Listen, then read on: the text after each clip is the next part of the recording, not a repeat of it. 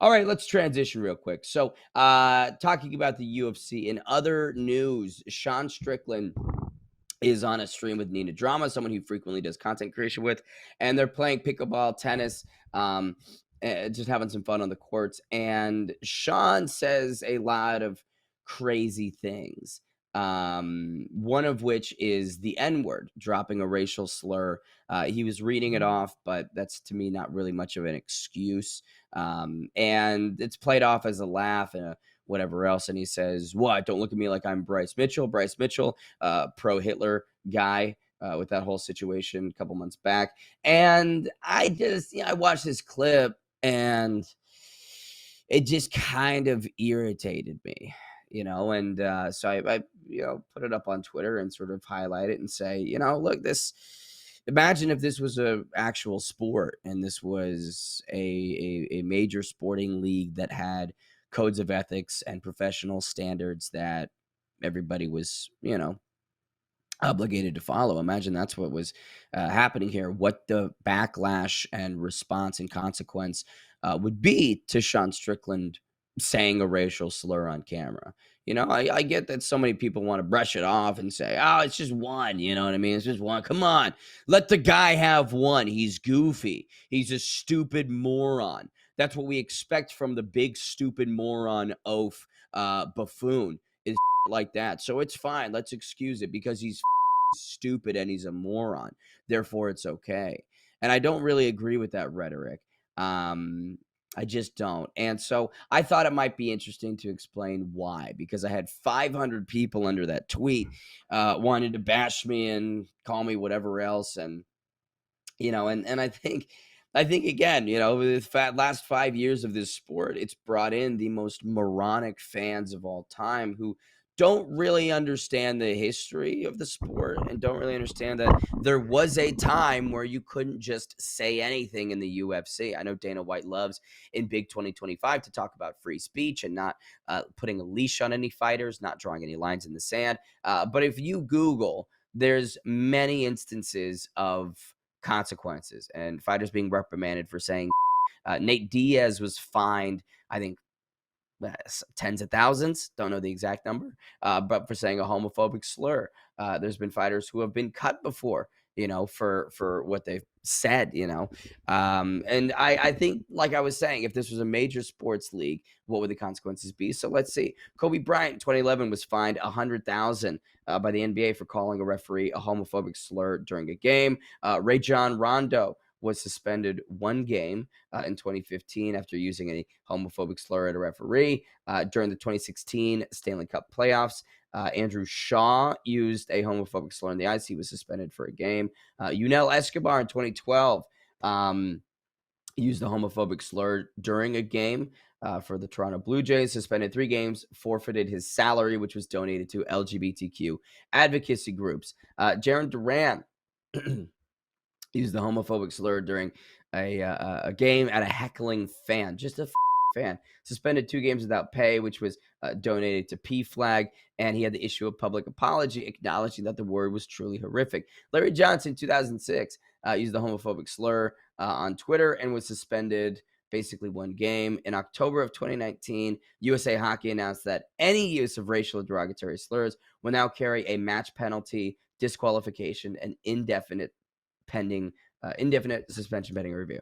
That's 7 instances highlighting some major athletes over the years that have had either huge fines, suspensions, or the need to address that in a meaningful way following their usage of the slur. I think that there's sensitivity training, there's courses that athletes are then mandatory must go take, and it's just so interesting to me that every major sport league has framework in place to uphold a bare minimum ethical standard that athletes, executives, any personnel must follow. Yet when it comes to the UFC, we're in a time where that is just completely and utterly non-existent. And I think it's hilarious that, people want to compare the UFC to these major sport leagues and say that they stand shoulder to shoulder. But instances like this, to me, illustrate why it can never be on that same playing field.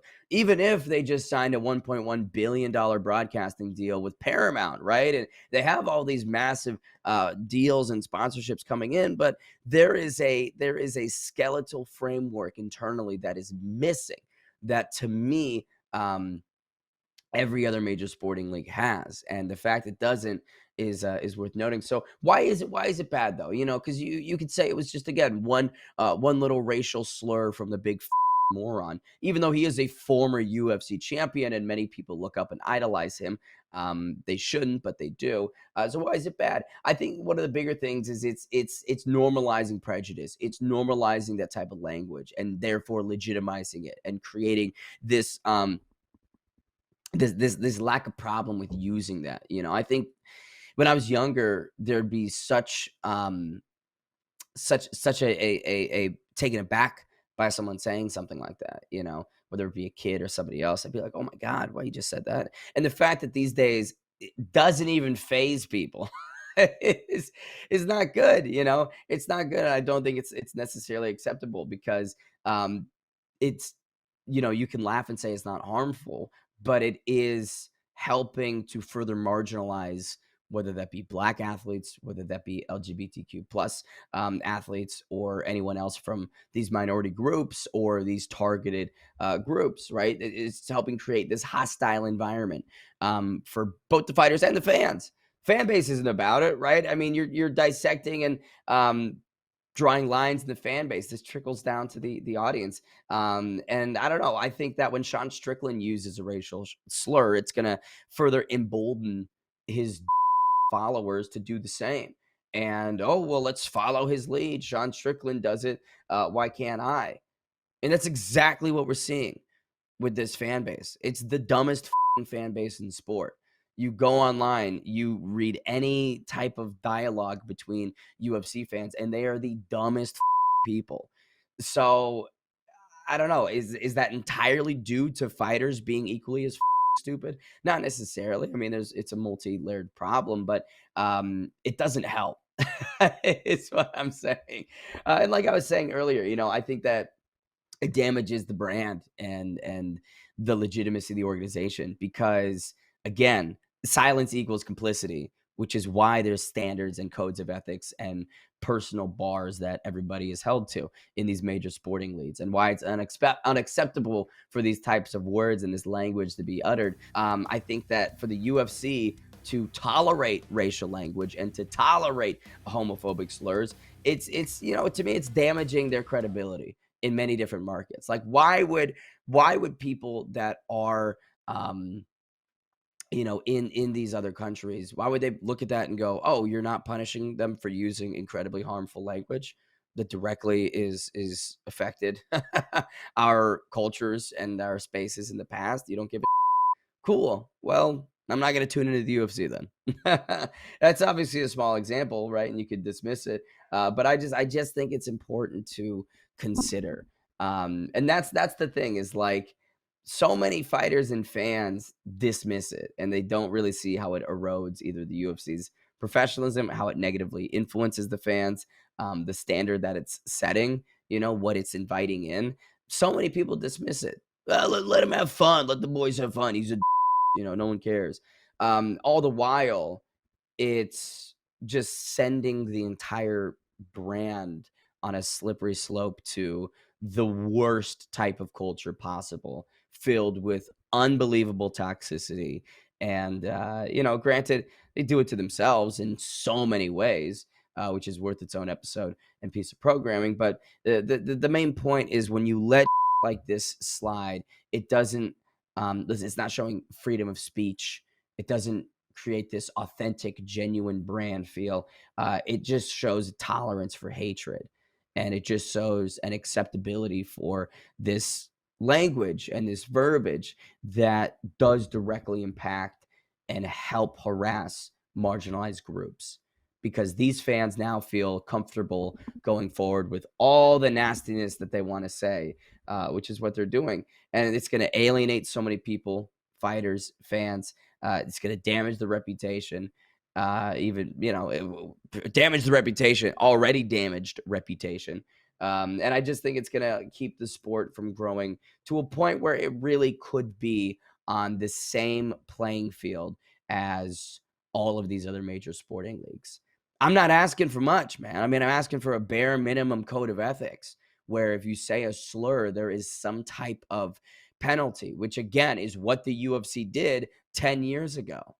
So how is that how is that such a bad thing, right? How is it so bad? I think that uh, penalties or suspensions or fines, and then some sort of a hey, Sean, how about we go take a class real quick? How about we do a 2-hour class where we can just show you the effects of this harmful language and try and better educate you on why it's important to be mindful and be cognizant, and again, not be a moron, which for Sean Strickland is sadly too tall to ask